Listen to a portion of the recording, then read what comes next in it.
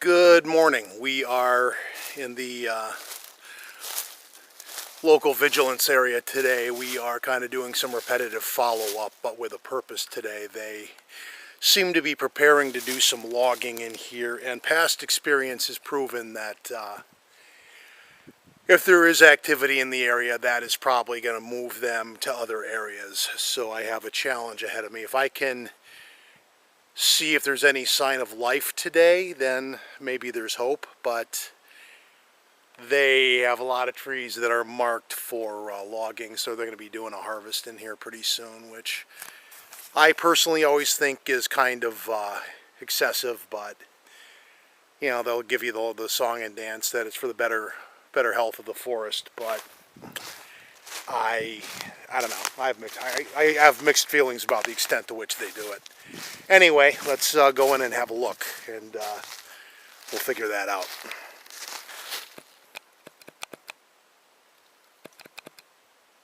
There you go. And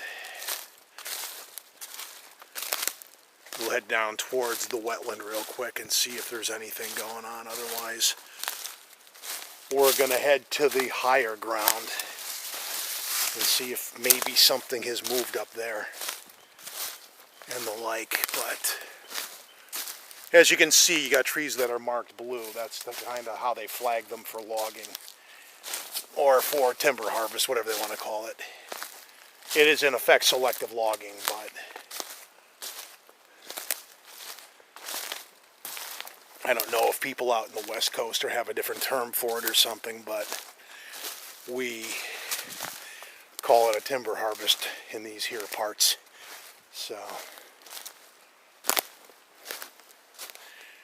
it's like I like the kind of terrain this forest has right now, and if they come in here and they chew it all up, it's just going to ruin it. I mean, right now, aside from the hunter tape, apparently the deer hunters like it too. You kind of have this. It's like got a lot of pine and a lot of nice kind of conifer looking stuff in here, where that's probably what they're going to take out of here. They always say, well, they're taking hemlock and all that, but it seems like all they cut down are pine, which makes their claims to me somewhat suspect. Like you're not after the sick trees for the health of the forest. It's more like you're after the money trees. So, let alone what they're doing along the highway, where they're cutting down every tree within 100 feet of the side of the highway, which they claim is for safety, and to some degree they may have a point, but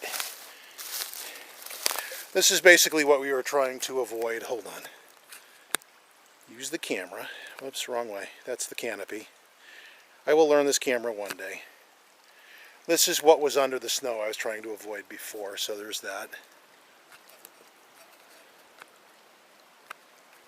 No, sorry. I will get better with this as time goes on, but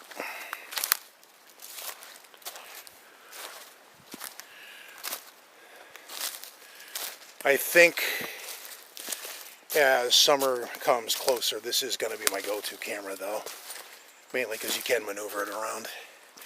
It gives it a little bit more versatility in the real-time kind of situations. Other than the fact you have to hold it more often than you don't. But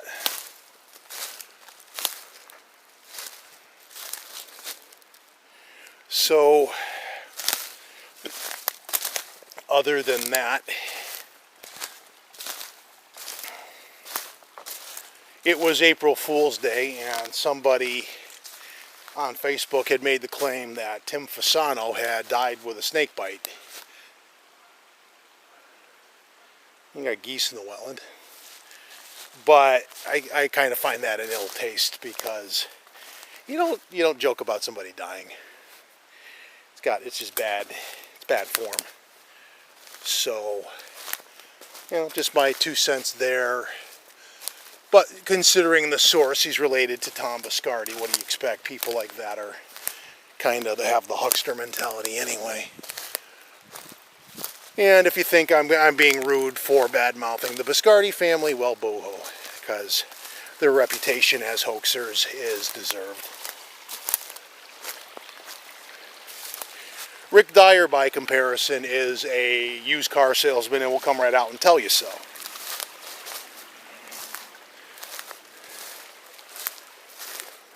He's the only hoaxing type that I know that will actually come right out and say, "You're stupid if you believe me." Which earns him a little bit of weird backhanded respect. Hoaxing itself is not a crime, believe it or not. And yes, I know, depending on circumstances, but if you were to waste, are not going anywhere, and judges people don't like it or not. It's looking kind of quiet. I'm going to actually shut up for a little bit. All the snow is off the wetland, though, so droning in here is probably logistically not as good as it was before he could get out on the ice. I did say I was going to shut up, didn't I?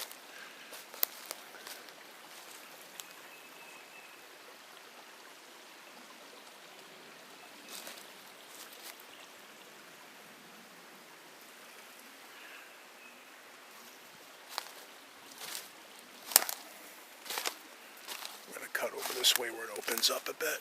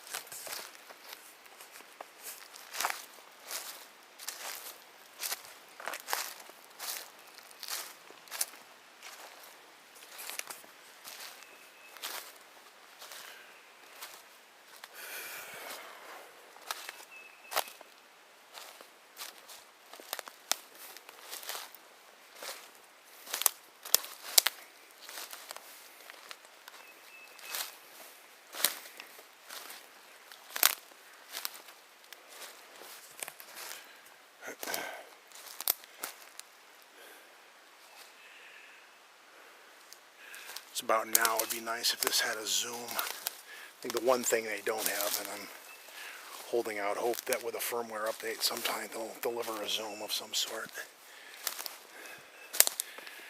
This is the one thing an otherwise really good camera doesn't have, but so without all the ice, this is what this looks like.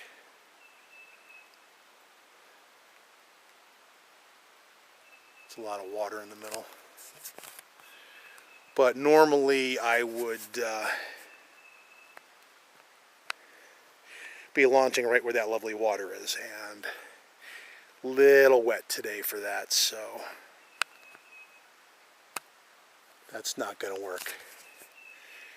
So if we do launch, because it's actually the first day in a couple of weeks where where it's not really. I am really bad at this. Sorry.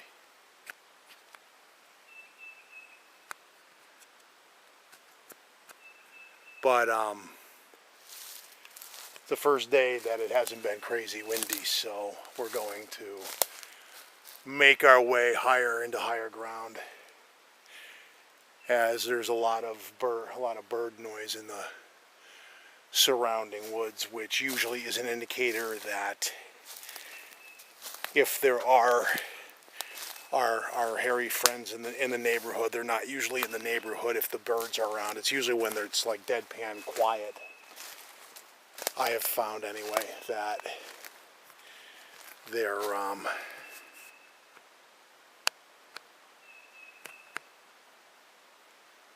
sorry. Trying to level off the lens here. They're not around, and I'm hearing a fair amount of bird noise. So what is annoying is it's about 60 degrees today, and here in the shade there's still remnants of snow. It's that time of year when you have those little shady pockets where the snow just refuses to go away, even though everybody in the area is pretty much done mentally with it. But another quick pan. Well, I guess you can control the speed. The funny thing is I'm struggling not to move the camera because the camera is a gimbal. It moves on its own. Hard to unlearn old habits. But something was here. I don't know. Actually, I'm going to pull out my other camera for this. If I can do this double-handed. There's some poo in here. And if my charming phone can get over... Sorry. The idiot helper thing wants to play a role. And please don't drop my phone right into the middle of the poo samples. For size comparison, I'll leave it to the amateur tracker folk to put in comments what they think that's from. It's fair, as you can see, it's fairly off the trail, so I don't think it's domestic anything. It's more likely, at the very least, ungulate, more likely whitetail than anything else. A little small for moose, for the milk dud looking moose poo, but that one bigger one, I don't know, that might be bear. It would be about the time that they're waking up. It's definitely the reason why I've taken to more regularly bringing bear mace with me now. I've never had to use it yet, but it's a mental comfort thing. Your bigger concern remains ticks, really, or overly ambitious coy wolves, because there are a few in these woods. Haven't seen them in the last few weeks, but I have. Let me try something here. All right, I'm going to put it in pan mode. I'm just curious what effect that has as I'm moving through the tree line here. If that stays on a fixed point, or more likely kind of like gives you a smooth panning transition, which would be a nice effect. But it definitely does make the video a little more stable than me walking through, shaking everything. But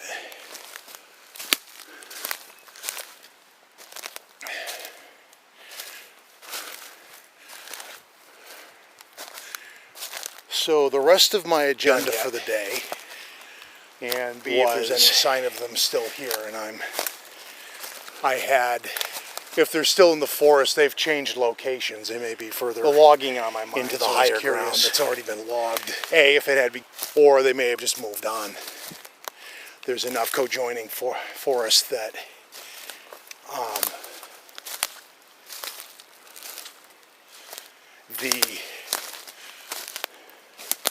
the greater area may be where they've gone and not stayed local, which would be a bummer, because that means I got to find them again. But we're going to put the drone in the air if possible when we get up higher, because it's my feeling that's what stirred them up in the first place. We had 2 occasions where the drone flying overhead kind of elicited wood knocks, and that was a new reaction to something, and I haven't really had occasion to measure the effect of the reaction to a drone to any local area residents, if you get my meaning. It seemed to stir them up, whereas in the Green Mountains area, I've used it mainly for charting terrain and the like, putting together points on a map from the air. I'm going to try not to walk under that potential widowmaker. The nice thing is, being it's still early April, the area in here is fairly open. I don't know how much harder it's going to be to, or what effect it'll have on a video like this once the undergrowth gets thicker again. Of course, if they come in here and log and chew it all up, that may not help either. In fact, it probably won't. But it's actually surprising they would try with all this swampy, no, okay, so all of this kind of stuff, because let me just give you a look around on the ground since I have it in the low position. Still snow, but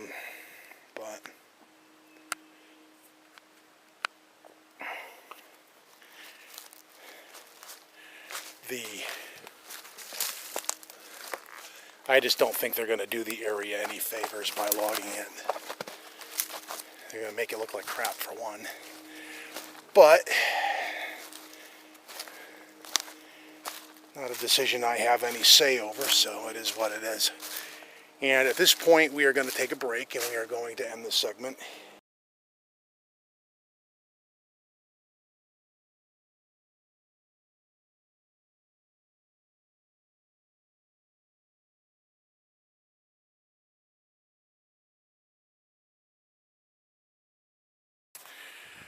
So we have obviously moved on from there. We are doing kind of a combined recording right now. Gimbal and 360. We just did a flyover of the immediate area.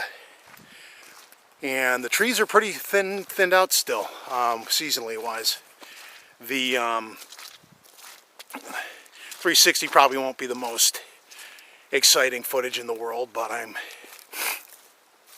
actually experimenting with multiple camera modes.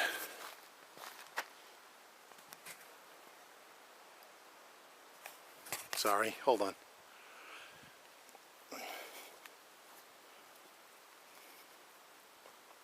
We had a misfire with the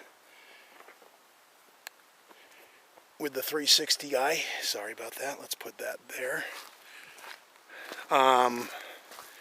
I may have to hold that in place. I thought I had a good system going where I had it in the MOLLE strapping of the backpack, so it's kind of like doing a 360, but apparently the selfie stick needs a bottom base thing to hold it through when I'm walking on bumpy ground like this. Otherwise, we'll have to figure that out. These are the things you learn on the fly. But as I was saying, we did a drone flyover, brought it down in the last low 20% of its battery, so that was probably around maybe an 11-minute flight over the immediate area, some of which has been logged and some of which isn't, but it's kind of just simple star pattern, fly over in a straight line, bring it back, head out in a different direction, and do that in 3 or 4 different directions.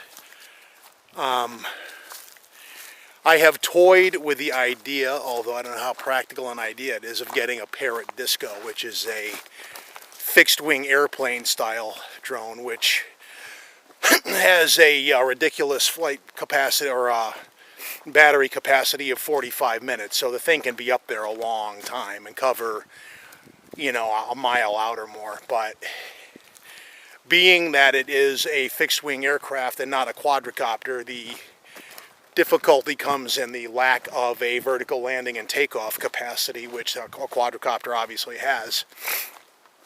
You basically just need to find an open area where you can get it in the air, and then even in a wooded area like I had today, if you get it, you're probably good at 150 feet. I went up 200 just to get some vantage point, but you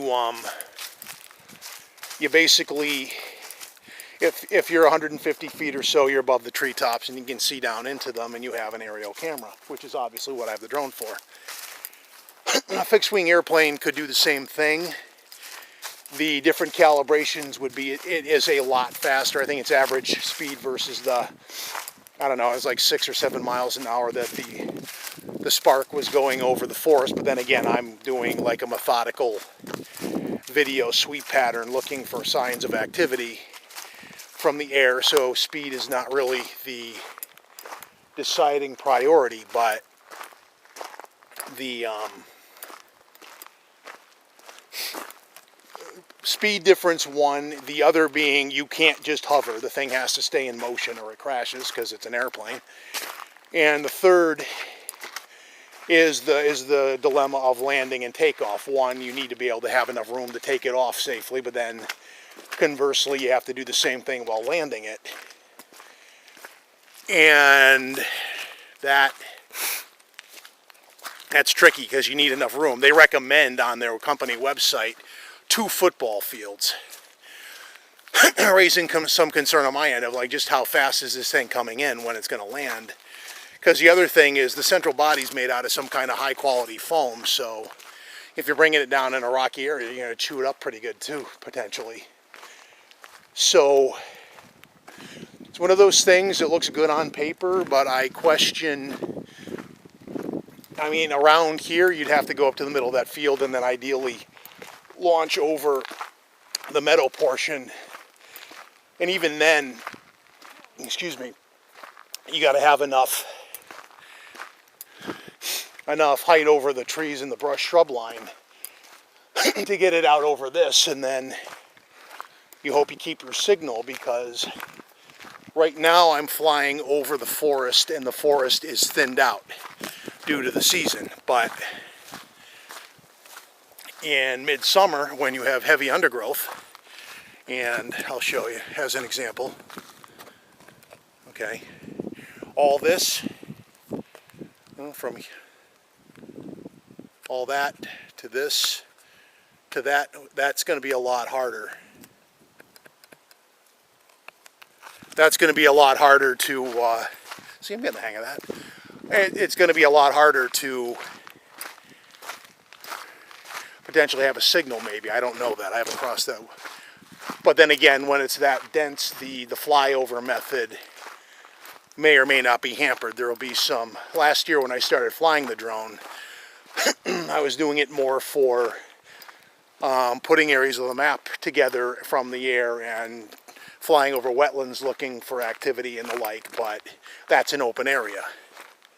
Just sending it out over a wooded area when it's all grown over, that might be a fruitless exercise potentially. But that's where you learn. You try that once or twice, and if it doesn't work out, then you change your strategy. But kind of weird looking in the camera and seeing behind me. Anyway, the circumstances for today, I had a good flyover, so I'm feeling good about that. Regarding the logging, it looks like it's basically in a localized area, sort of near the trailhead. Interestingly enough, that's where the activity was. One would think it'd be further back here, but that has not historically been the case. Oh, hold on, the stupid gimbal thing needs to, there you go. We were hanging a little low there. Needs to, you would think it'd be further back here, but that had not been the case.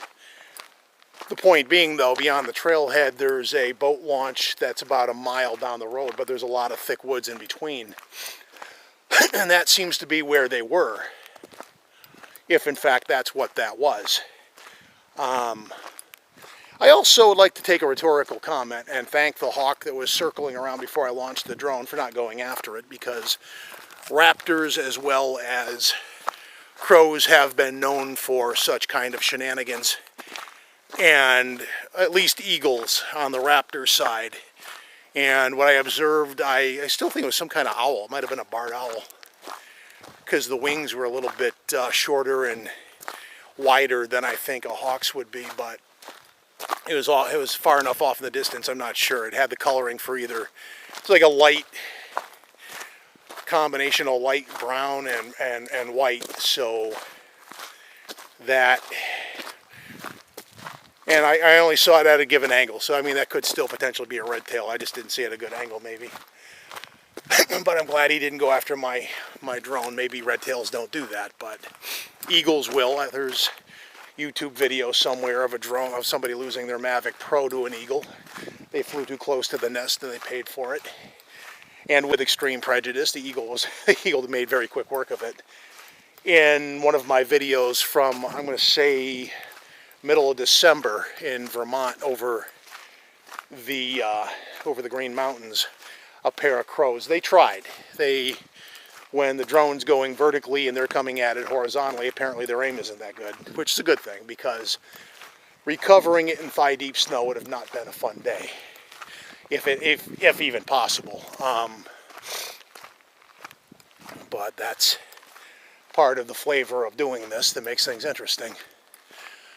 So, regarding the logging, this is kind of what you're... let me... No, other way. You're not doing... Bastard. Just when I said I was getting the hang of this.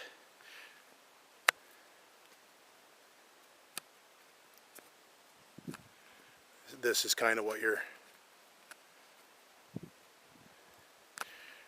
looking at. But this is like older logging. That's like older logging, so it's and it kind of grows back to some degree, but I just, where they were up on top in that meadow, which is a result of logging, they said they were going for hemlock and all that, and it seems to me like all the blue X's are on pine trees, which makes me dubious of their claims. But anyway, we are going to make our way back to the trailhead. I think I'm going to end this segment here because all I'm really doing is talking into the microphone. And the resulting video is going to be a mix of me looking for sign in the woods down there, the 360 if it's usable, and obviously the flyover, and maybe...